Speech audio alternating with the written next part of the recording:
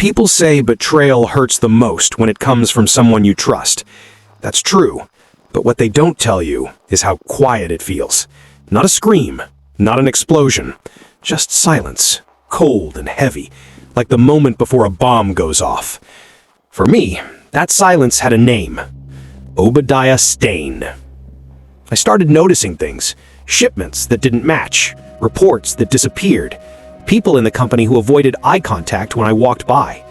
I thought it was paranoia, but paranoia is just pattern recognition you wish wasn't true. Pepper helped me dig. She's smarter than anyone gives her credit for. She saw the fear in my eyes before I even said a word. One night, I asked her to access old files, locked folders buried deep in the company servers. What she found made my blood run cold. There they were, Stark weapons, my weapons, sold to the same terrorists who'd kidnapped me. And the man signing the authorization orders? Obadiah Stane. He hadn't just sold me out, he'd made millions off the deal. And worse, he was still doing it. When I confronted him, he smiled like the devil himself had been caught but didn't care. "Tony," he said, "you're not the only visionary in this world. You built your legacy on war. I'm just keeping it alive." He said it so calmly, so proudly, I almost believed him. That's when I realized I wasn't fighting an enemy in some cave anymore. The enemy was wearing my father's suits, sitting in my father's chair, and pretending to be my friend. I didn't sleep that night. I went back to the lab, fired up the engines, and began building something stronger, something unstoppable. The Mark III suit, red and gold, the colors of fire and blood. My armor wasn't just metal, it was vengeance shaped into flight. Then came the call, a village in the desert under attack. Guess whose weapons were being used? Mine. I didn't think. I launched. The sky split open as I tore through the clouds, the wind roaring around me. When I landed in that village, the ground shook, and for the first time, the world saw what Iron Man could really do. I wasn't just fighting soldiers. I was fighting my past. Every missile I destroyed, every weapon I melted into slag, felt like I was burning away the sins of Tony Stark. The people cheered when it was over.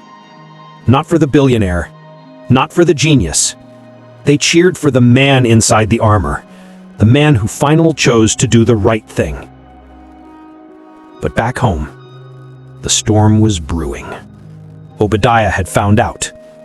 And if there's one thing worse than a corrupt businessman, it's a jealous one with a plan.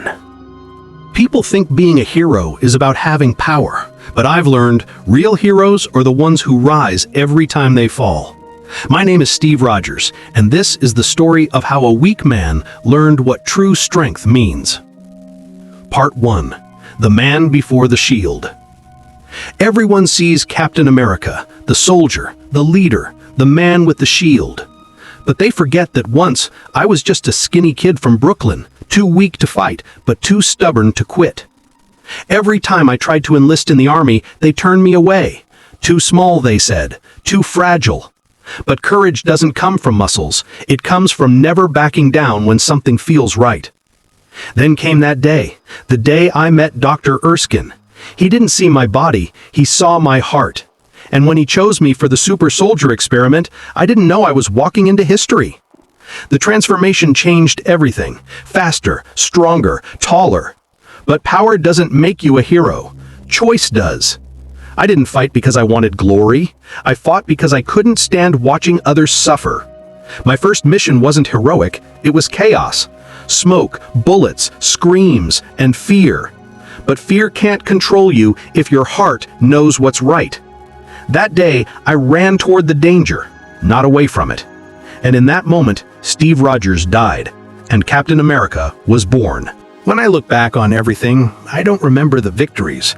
I remember the faces. Bucky, Natasha, Tony, Thor. They weren't just teammates, they were my family.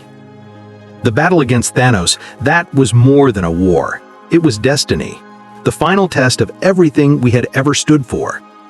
I still remember the sound of that thunder, the sky burning red, And me, standing there alone, my shield cracked, my body broken, my will barely holding on.